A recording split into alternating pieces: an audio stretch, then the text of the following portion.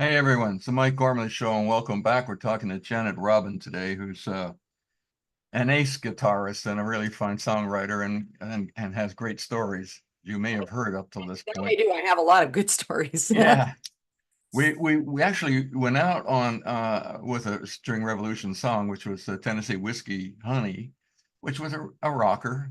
But we came back in a more subdued version of String Revolution with Figure Eight. And it actually shows the span of what you guys can do. Um, it's very, each one was very different. Yeah, and we never want to be, pigeonholed into one genre. We just the genre that we have is the string revolution genre. Right. um, and we all come from such different backgrounds in music. Whenever we write, we just put it together. It's like making a really good smoothie. This and this and this, and the figure eight was that was an interesting writing situation because it did happen during the pandemic, and we had to kind of send ideas back and forth on voice memos, and that was really interesting. I'd never written that way. And then basically when we agreed we would have a few Zoom meetings, but you can't, there's a delay, so you can't really practice together on Zoom. But we went over some parts, and then when we decided the parts, we recorded separately in our own studios, and made sort of a demo of it and sent that to our mixing engineer, and out came this. It sounded great. Is it what you envisioned? Did it get in that process get altered or? No, not really. I think it was exactly what we envisioned, and the reason it's called figure eight is because it's this melody that just keeps going around and around and around, and it's very melodic, and we do some pull-offs and stuff, Marcus and I, and I think when you listen to some String Revolution songs, you can definitely hear a Randy Rhoads in there. It may not sound like a Randy Rhoads song, but you can hear some of those techniques he taught me, being arranged into our songs. You're keeping them alive. Trying. Okay, very cool. Look, we're talking about String Revolution, and we haven't got into that too much, and I want to because um, it's a great idea to start with. It's just an acoustic trio now. I think it was. We were a quartet first, and then we last 2 years we became a trio.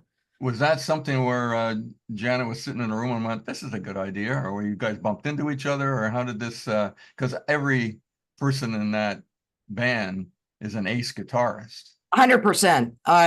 And we are a band, and we're a unified band, but the beginning. Grammy winning band, by the way. That's right. It was a very good year. We won a Grammy this year. But yes, the beginnings, the origins of the String Revolution, it came out of the fact that I was having a lot of trouble with my voice. I had a cyst, and I had 2 surgeries, and I went to all kinds of voice therapy and singing teachers, and I just didn't have the same control, and we got very insecure about the whole thing. And you can even hear now I'm still scratchy, so I was like, God, I still want to do music. And frankly, I think I'm an okay singer, but guitar's always been my thing. It's always been number one for me. And I thought, why don't I try something where it just really showcases the guitar? And certainly I could have done it solo, but I thought, I want to try something where we can make a band sound out of guitars. Maybe somebody's doing percussion on the guitar. Maybe I'm playing a bass line, or we use a baritone, unique arrangements. And I got that idea from my work in Lindsey Buckingham's band, because when I was in Lindsey Buckingham's solo band, his very first solo band, we had 5 guitar players in that band. Oh my God. So I was like, if he can make that work, I can make a quartet, which then became a trio, work. Yeah. In our own way. And so that's how that happened. And to be honest with you, I went old school, and I put an ad in Craigslist. Okay. Joe, there was no more recycler, Mike.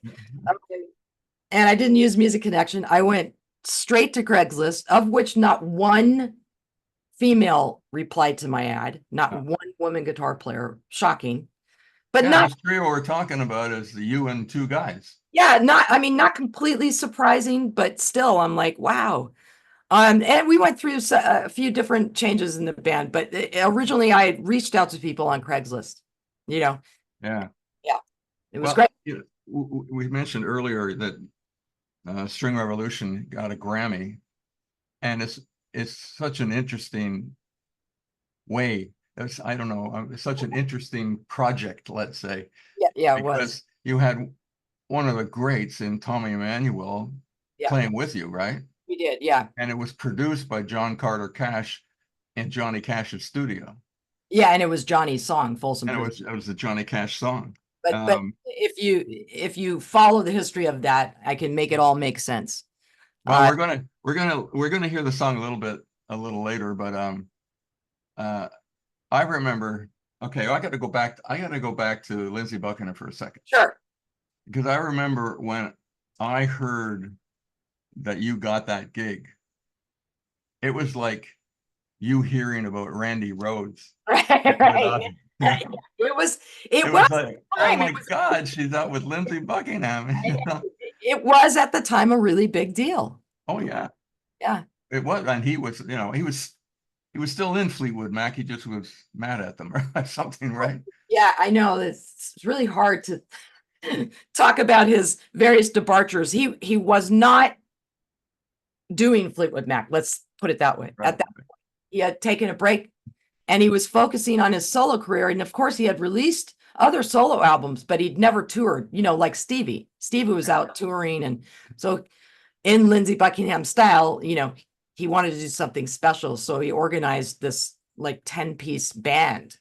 It was crazy, like 2 percussion players, a drummer, a keyboard player, bass, and 5 guitar players. Because if anybody knows Lindsey, he's all about guitar arrangements, and I learned so much working with him.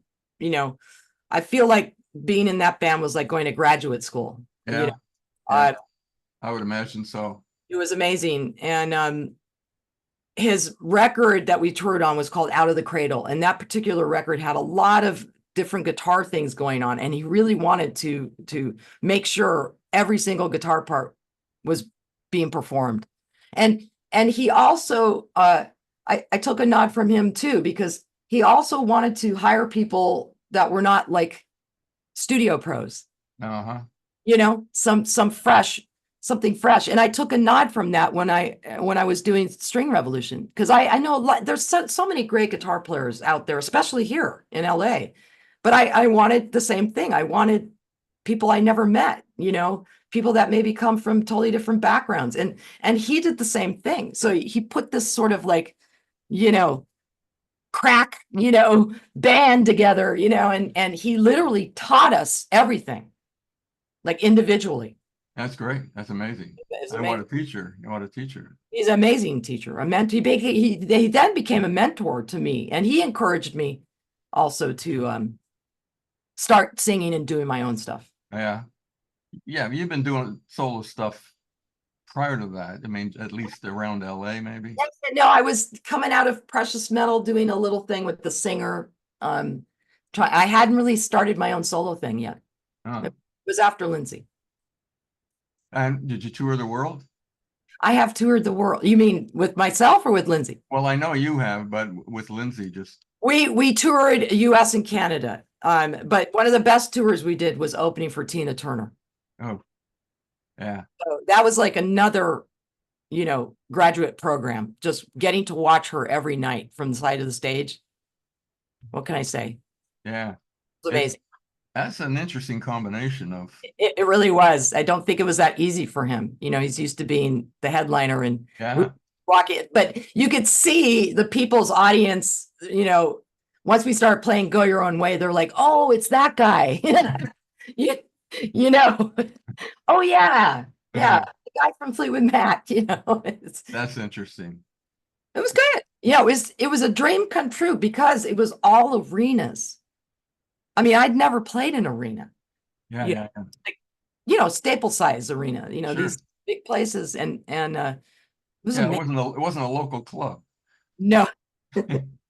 no, Uh, no, no, it wasn't a small theater either. It was giant, oh, it was out Yeah. there.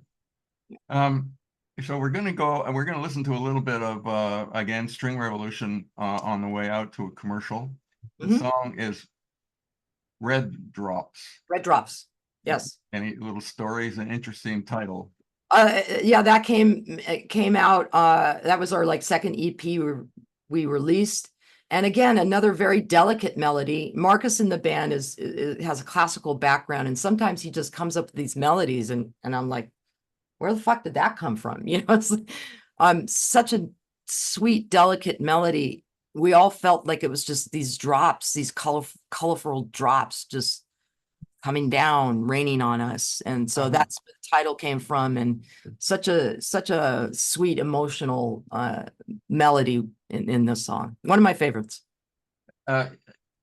We could wait till the end to ask this question, but is String Revolution going to be playing live anytime soon, or in Southern California, or wherever? Oh, yeah, I mean, not in LA yet, probably in the next few months, but we have a lot of tour dates coming up. And in a couple of weeks, we're going to Austin. We have a date with the California Guitar Trio. Oh yeah, cool. Yeah, they're amazing guitar trio. And then we have then we're going to Dollywood. You are really? You're going to play there? We're gonna play. There's a festival there. So we're Cool. playing at Dollywood, and then we've got some more dates in Northern Cal with Guitar Trio, a California Guitar Trio, and then in December we're going out with Tommy Emmanuel. Very nice. National, American. That's just going to be Southeast. Ah. Yeah. And I know we're going to commercial. Yeah. Just to complete the thought on regarding Tommy Emmanuel and the production, is that's the record that got a Grammy for you. That is the record, yeah. And after commercial, we can talk about how that all came about. Yeah, that'd be great. Also, interesting story. Okay, so let's go to commercial now because I want to come back and hear that story. So let's get the commercial out of the way. Thanks. This is the Mike Gormley Show. Come on back in a couple of minutes. Thank you.